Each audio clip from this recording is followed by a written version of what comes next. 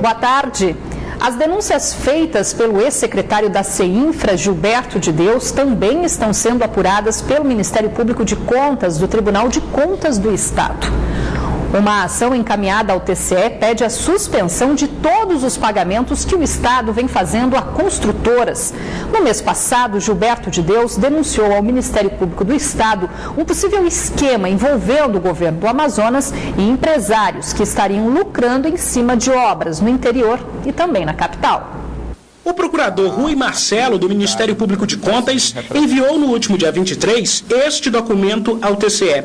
É um pedido de medida cautelar liminar para suspender todos os pagamentos que a Secretaria de Infraestrutura do Governo do Amazonas possa fazer a empreiteiras.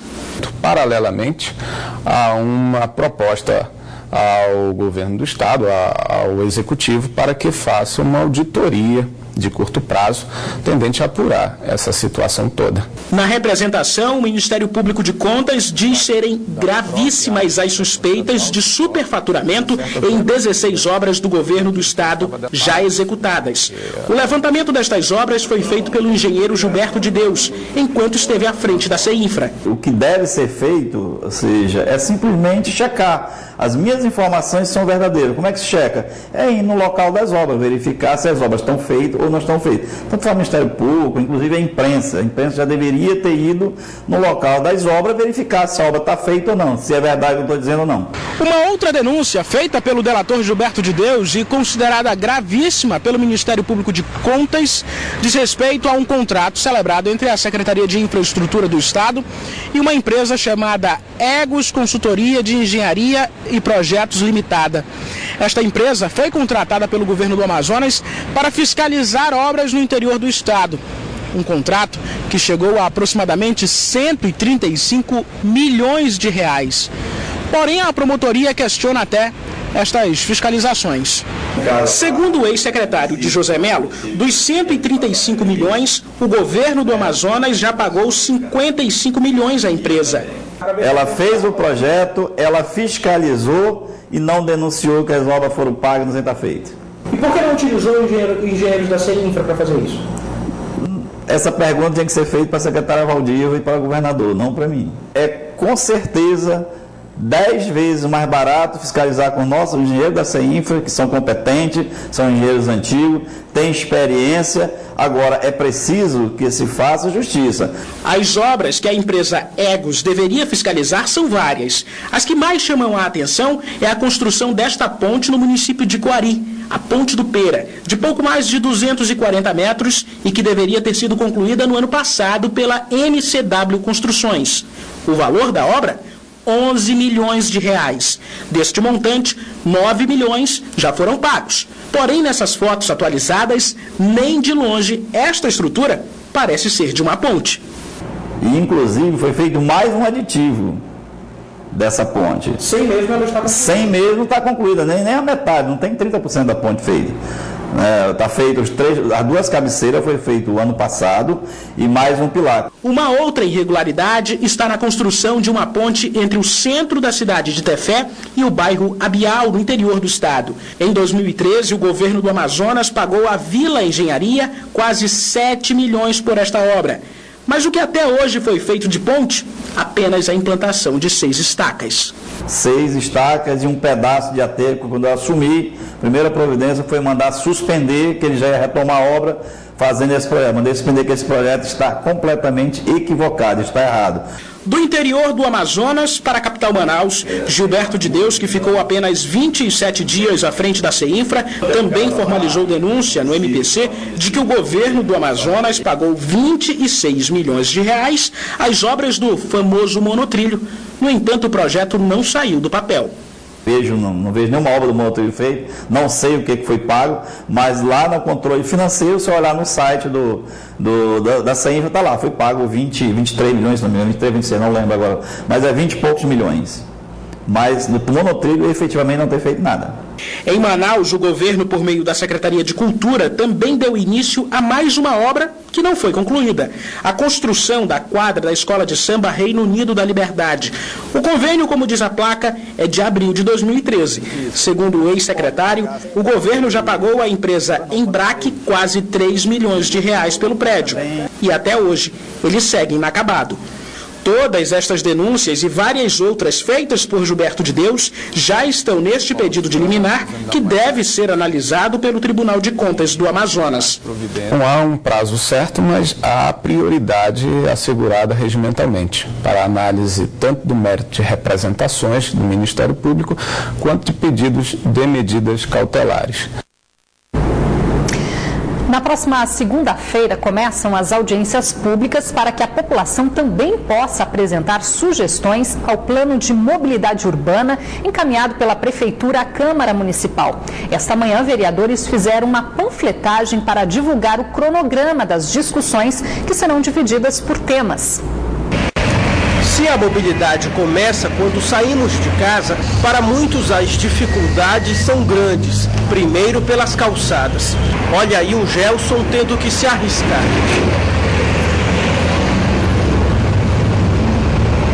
É o jeito, né? Buraco, porte bem no meio da calçada, é até ruim. A mobilidade urbana refere-se a como e em quais condições as pessoas se movem dentro das cidades. O transporte coletivo é outro problema diário para muitos usuários. Está precário. Na verdade, você pode pegar qualquer ônibus em Manaus, no horário de pico ele está extremamente lotado e você tem que se submeter a isso porque você tem que chegar no seu destino. O monotrilho, na verdade, seria o ideal, principalmente se ligasse a cidade de norte a sul, de leste a oeste. A Superintendência Municipal de Transportes Urbanos aponta a necessidade de investimentos da ordem de R$1,5 bilhão para melhorar a mobilidade urbana em Manaus. Enquanto o transporte individual cresceu aqui 14% nos últimos 10 anos, a participação do coletivo caiu de 53% para 39%, de acordo com os estudos realizados para a elaboração do plano de mobilidade da capital. Nem todas as demandas dos moradores estão contidas no plano de mobilidade urbana da capital para os próximos 25 anos. Mas o que será prioridade já é um primeiro passo. Na verdade, a cidade de Manaus hoje tem uma frota de veículos particulares que ultrapassa os 700 mil.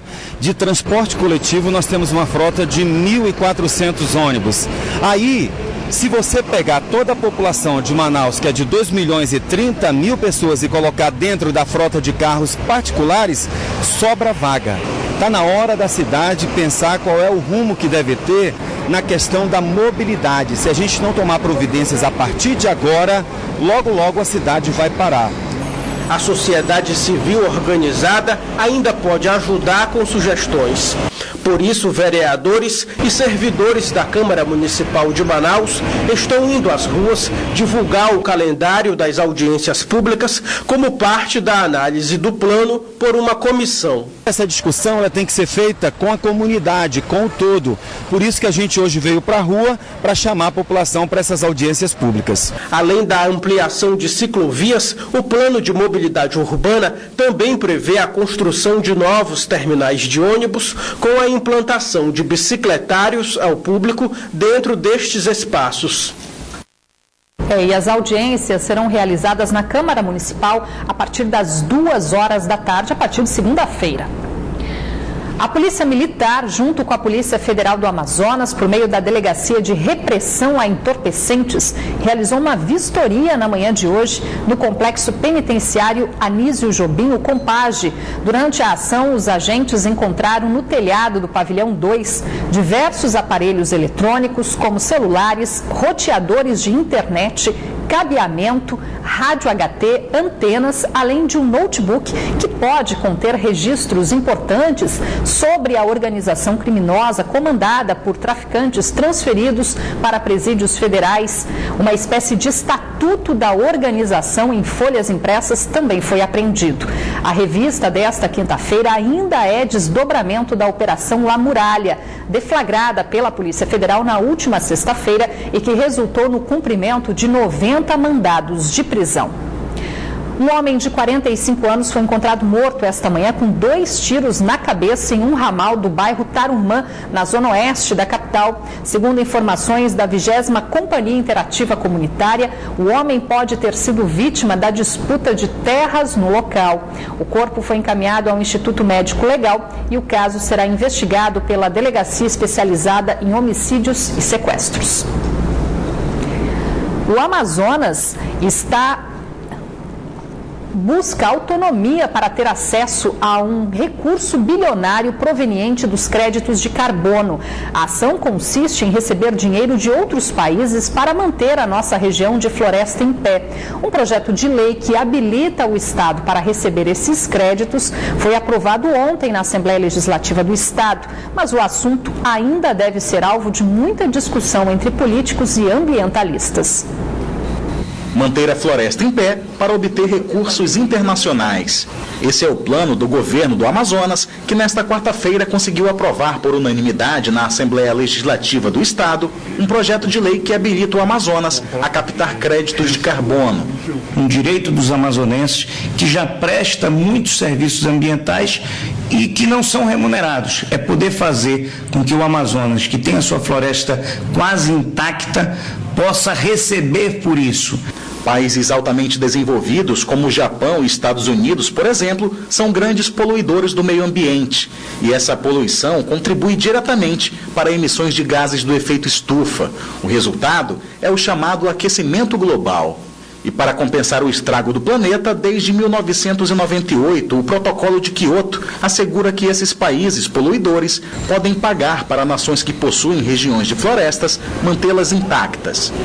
O governo do Amazonas possui 42 unidades de conservação. Em pé, toda essa vegetação capta em torno de 192 milhões de toneladas de carbono. Se esse crédito fosse negociado, poderia render até 3 bilhões e 600 milhões de reais. Mas este pesquisador do INPA, que é engenheiro florestal, alerta que esse recurso pode demorar ou até não chegar por aqui. A floresta amazônica é uma floresta nativa, né, que é uma herança da própria natureza para o povo da Amazônia, mas que este povo não fez nada para tê-la do jeito que está hoje, nesse momento. Então envolve muitas questões éticas e morais, né, em primeiro lugar. E em segundo lugar, aprovar um projeto de carbono demanda também muitos obstáculos, muitas dificuldades a serem superadas no campo de métodos, né? E que nós não temos ainda método para fazer essas estimativas. Além de receber recursos para manter a floresta em pé, o crédito de carbono também pode ser obtido por outros tipos de compensação. O reaproveitamento de gases durante o descarte de resíduos sólidos e o plantio de mudas de árvores. Este último modelo também é criticado pelo especialista. A emissão per capita da cidade de Manaus é de aproximadamente 2.000 quilos de CO2 por ano. Como se utiliza muito, né? É muito comum se falar em plantar árvores para neutralizar esse carbono emitido. Eu queria dizer o seguinte, que baseado em plantios aqui do INPA, né, uma árvore plantada, ela tem a capacidade de retirar da atmosfera aproximadamente 5 quilos de CO2 por ano. Ou seja, se eu emito 2.000 quilos, cada cidadão amazonense, manauara, tem que plantar 400 árvores por ano para neutralizar o carbono. Na próxima segunda-feira, o governador José Mello participa da 21ª Conferência do Clima da Organização das Nações Unidas, a COP21, que vai ser realizada em Paris. Durante muito tempo, o Brasil foi contra a compensação financeira de créditos de carbono para proteger a floresta, já que tal medida absolveria os países ricos de cortarem as suas próprias emissões de gases do efeito estufa. A Secretaria de Saúde do Estado divulgou esta manhã uma série de ações para reduzir os casos de malária no Estado. Em 10 meses deste ano, o Amazonas registrou um aumento de 7% em relação ao mesmo período do ano passado. O desafio do governo do estado será reduzir em pelo menos 20% os casos de malária no Amazonas já a partir do ano que vem. Outra meta é garantir que no mínimo 70% dos casos da doença sejam diagnosticados e tratados no prazo de 48 horas a partir dos sintomas iniciais. As medidas foram discutidas esta manhã em uma reunião com prefeitos, representantes da saúde e da vigilância sanitária. De acordo com o governador José Melo, mesmo diante da crise, mais de 4 milhões de reais estão previstos para fortalecer as ações de vigilância e controle da doença no estado. Recursos e equipamentos devem ser repassados aos municípios, mas que também terão de usar as suas estruturas. Combate à malária é uma prioridade, porque atinge a nossa população mais pobre, mais distante, e ela mata. O plano prevê ainda a aquisição de 40 mil mosquiteiros com repelentes para ajudar na prevenção. Segundo dados divulgados na reunião, de janeiro a outubro, o Amazonas teve um aumento de 7% nos casos de malária em relação ao mesmo período do ano passado. Não é um índice absolutamente alarmante, mas exige de nós ações como essa. Quase que dobrou a média mensal de casos de malária na cidade de Manaus. E isso foi um alerta significativo para que nós pudéssemos imediatamente procurar intensificar as ações para corrigir o problema que possa estar havendo. Ainda não existe vacina disponível contra a malária, mas o diagnóstico e o tratamento da doença são realizados na rede pública de saúde. A questão da educação e saúde, que eu acho que a população tem que ser informada sobre a doença, como ela acontece, como se combate, isso é uma ajuda muito importante. Além de Manaus, outros 12 municípios são considerados prioritários no combate à malária. Agora é hora de conferir a previsão do tempo para esta sexta-feira aqui na capital e também no interior. Em Manaus, a previsão é de muitas nuvens, com chances de pancadas de chuva. As temperaturas variam entre 24 e 36 graus. Em Iranduba, o tempo fica parcialmente nublado e há probabilidade de chuva no decorrer do período. Mínima de 22 e máxima de 38 graus. Mesma previsão para Manicoré, onde as temperaturas variam entre 24 e 37 graus. Em Lábrea, a sexta-feira tem previsão de tempo encoberto com pancadas de chuva e as temperaturas podem variar entre 24 e 37 graus. Uma nova reunião entre representantes dos órgãos de defesa do consumidor acontece nesse momento no PROCON municipal com o objetivo de evitar novos reajustes dos combustíveis. Desta vez, representantes das distribuidoras e da refinaria foram convocados. Os detalhes com Neto Cavalcante. Está cada vez mais difícil para o consumidor amazonense pagar o preço cobrado pelos combustíveis. E as comissões de defesa do consumidor estão empenhadas em procurar saber por que esses aumentos consecutivos. O vereador Álvaro Campelo, presidente da Comissão de Defesa do Consumidor da Câmara, participou de algumas reuniões e a pergunta que não quer calar é por quê? Qual é a justificativa desses aumentos, não é isso, vereador? Há 2 meses nós realizamos uma audiência pública para tratar desse assunto. Nós queríamos saber como é que se chegava ao preço dos combustíveis. Infelizmente, as informações que nos foram repassadas, tanto pelo sindicato quanto pela Agência Nacional de Petróleo, não foram suficientes. E aí, ao longo desses 2 meses, nós continuamos a fazer as reuniões e na última terça-feira os órgãos decidiram que vão entrar com uma ação civil pública para tentar conter essa abusividade de preços. Fora isso, nós estamos também verificando a questão da adulteração de combustíveis, a possibilidade disso estar ocorrendo na cidade e a possível formação formação de um cartel. Aí é claro que vai haver por parte do Ministério Público uma investigação em torno desse assunto para saber se realmente aqui na cidade isso ocorre.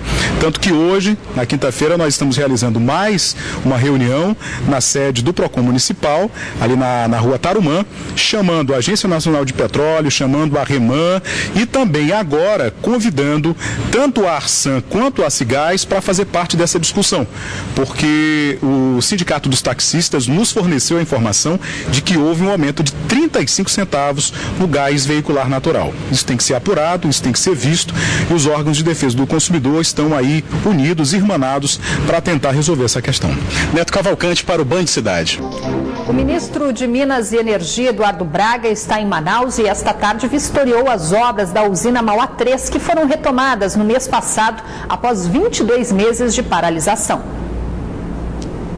O custo total da obra está orçado em 1 bilhão e 100 milhões de reais. A usina será composta por 3 unidades com capacidade de geração de energia 2 vezes maior do que é oferecido atualmente. É a maior usina a gás do norte do país, é a maior usina da cidade de Manaus e ela trará efetivamente uma mudança muito grande para Manaus. Por quê? Porque ela vai estabilizar a ponta da rede, vai cada vez mais tornar o nosso circuito elétrico na cidade mais robusto, com melhor conservação, com melhor manutenção e reduzindo cada vez mais a frequência desses desligamentos. A usina de Mauá 3 está sendo construída para acompanhar o crescimento acelerado do setor energético local. Sozinha, a nova termoelétrica deve gerar cerca de 60% da energia elétrica produzida em Manaus e em parte da região metropolitana.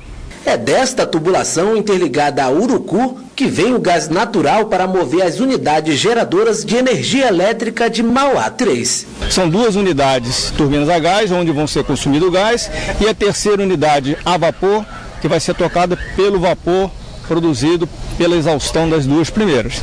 A previsão é de que a usina de Mauá 3 comece a operar em outubro de 2016, mas o funcionamento total da termoelétrica só deve acontecer em maio de 2017. A promoção mais esperada do ano, a Black Friday, acontece em todo o país nesta sexta-feira, mas os descontos devem atingir apenas os produtos nacionais. Por conta da cotação do dólar que vem se mantendo nas alturas nos últimos meses, os importados vêm perdendo espaço no comércio. E muitos produtos bastante procurados nessa época do ano já estão em falta e não devem estar nas prateleiras para este Natal. Nos últimos 3 meses, a moeda americana já subiu mais de 70%. Nós já mostramos aqui no Band Cidade diversas vezes como a cotação do dólar está alta. Mas você aí já se perguntou quanto você precisa desembolsar em reais para comprar uma única moeda americana? Ainda não? Vamos ver. Quanto é que está o dólar? R$3,92, senhor. Olha lá, ó. Vou ter que desembolsar R$3,92 para comprar um único dólar. Quero um, por favor. Olha lá. Por uma única moeda americana eu tive que desembolsar R$3,92. Você já se deu conta de como está difícil e caro comprar produtos importados? Aos poucos eles estão sumindo das prateleiras. Seu Joaquim não vai comprar para revender este ano na panificadora e importadora dele os espumantes. É um exemplo esse, um vinho custava aí em torno de R$90 há 2 anos, 2 anos e meio, você conseguia vender relativamente fácil, um vinho de muita qualidade. Hoje esse vinho custa R$160. Já são 26 anos de comércio e o empresário diz que nunca passou por algo parecido. Joaquim ainda arriscou, comprou uns vinhos importados pensando nas festas de fim de ano. Tivemos que retardar um pouco a importação dos célebres, maravilhosos champanhes Louis Roederer, devido ao altíssimo custo que isso chegaria aqui em Manaus, né? Dos vinhos para os equipamentos eletrônicos, tem celulares, tablets e computadores que dificilmente vão ser encontrados no comércio hoje em dia. E você não consegue repassar esse preço para os produtos. E na hora de você repor esse estoque, que que seria talvez um complemento da falta do produto, você não tem como colocar um dólar a R$4. Nós sempre tivemos 50% nacional, 50% importado. Teve alguns anos atrás a gente chegou a comprar muito mais nacional. Nosso importado hoje representa um volume bem menor em relação aos nacionais. Apesar da cotação do dólar ter subido significativamente meses atrás, a moeda americana, junto aos impostos gigantescos para quem revende importados e a desaceleração da economia, tem gerado uma triste estatística na Associação Comercial do Amazonas. Nós temos hoje no centro da cidade, nós fizemos um levantamento recente, 179 empresas fechadas, lojas fechadas. E para o importador é mais complicado ainda, porque fora a crise brasileira, ele tem a alta do dólar que foi substancial. Depois de fazer bonito em quadra no último domingo, esta manhã as duplas campeãs da última disputa do ano do circuito Band Salvário de vôlei de praia receberam as premiações. Apenas as 16 melhores duplas entraram em quadra no domingo passado no último desafio do ano do circuito Band Salvário de vôlei de praia, categoria adulto. No feminino, com uma pequena diferença no placar, as amazonenses Clícia e Juliana conquistaram o primeiro lugar contra as roraimenses Patrícia e Ozenildes. No masculino, David e Perna, também de Roraima, levaram a melhor jogando contra os adversários amazonenses André e Brunão. Até chegar ao Grande Slam, foram mais de 300 jogos durante as 6 etapas do circuito. Esta manhã, os vencedores do primeiro lugar receberam os prêmios pelo título conquistado nesta loja de um dos patrocinadores da competição. Esse sucesso a gente não teria alcançado sem a parceria da Federação Amazonense. Isso para nós foi primordial e principalmente dos parceiros que apoiaram. Muito importante para Manaus, para o norte também, né? Porque vieram atletas de Boa Vista, do Acre, tudo mais. A gente sempre aposta na questão do esporte. O evento foi uma grande oportunidade para melhorar o desempenho profissional dos atletas e divulgar o vôlei no estado. Estivemos no pódio na maioria das etapas, então para a gente foi muito gratificante chegar na última etapa e conseguirmos ser campeões. Fechando com chave de ouro a nossa parceria, que só teve a crescer cada etapa, foi muito bom. Um grupo de mototaxistas regulamentados voltou a protestar na tarde de hoje para cobrar mais fiscalização dos mototaxistas clandestinos por parte da Prefeitura da capital. Desta vez, a manifestação foi em frente à sede da Superintendência Municipal de Transportes Urbanos, no bairro Flores, zona centro-sul da capital. Eles chegaram a bloquear o portão principal da SMTU com correntes e cadeados e funcionários também foram ofendidos com xingamentos. Policiais da Rocan foram chamados para reforçar a segurança no local. Houve confusão e os policiais tiveram que usar spray de pimenta para dispersar os manifestantes. Por conta do tumulto e o comportamento da categoria, nenhum representante foi recebido na SMTU. Por meio de nota, a Superintendência Municipal de Transportes Urbanos informou que a reclamação não procede e que entre os meses de setembro e outubro, mais de 150 motocicletas irregulares já foram apreendidas durante as fiscalizações. Agora vamos falar de esporte. No próximo domingo, os amantes de MMA terão a oportunidade de acompanhar mais uma disputa de peso aqui na capital. É o Samurai Fight Championship. Ao todo serão 16 atletas em busca da vitória em 9 lutas. Entre eles, um casal que se conheceu por meio das artes marciais. Casados há 2 meses, eles dividem os mesmos sonhos e compartilham as conquistas. E juntos querem vencer e brilhar no MMA. No Império Romano, os escravos usavam a violência para provar quem era o mais forte.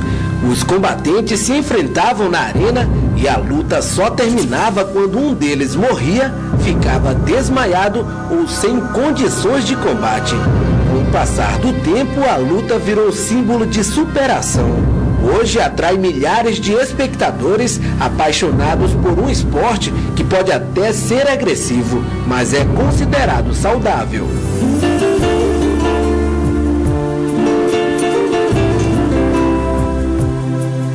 No esporte, a luta traz conquistas, une sonhos e unifica sentimentos. Foi o que aconteceu com este casal de lutadores que se conheceram no tatame. Foi aqui que a paixão aproximou ainda mais os dois. Na vida amorosa, na vida em geral, nós somos parceiros em tudo. Deus nos abençoa tanto na parceria amorosa quanto na luta, tanto ela quanto eu gostamos do mesmo esporte. O casal mantém uma rotina de treino de 2 horas por dia. O treinamento de artes marciais mistas é maior em véspera de competições. No tatame, nada de moleza. Casados há 2 meses, a força do amor aqui se transforma em força de vontade. Vontade de vencer e brilhar no mundo da luta. Fomos para a lua de mel, voltamos da lua de mel rapidinho já para fazer a preparação para a luta. E vamos caminhar juntos, se der tudo certo, galgar uns eventos maiores juntos como os casais. Mas para vencer no ringue, o casal precisa estar focado. E não há amor que tire o foco dos dois, porque tudo no treino é acompanhado de perto pelo mestre Freitas, especialista em jiu-jitsu. Quem realmente quiser ter vitória, quiser realmente ter sucesso, é como tudo na vida, né? O novo desafio do casal de lutadores já está definido. No final deste mês, os dois disputam uma competição regional. E em busca da vitória, prometem combater os adversários não com violência, mas sim alimentando o espírito lutador com carinho e amor.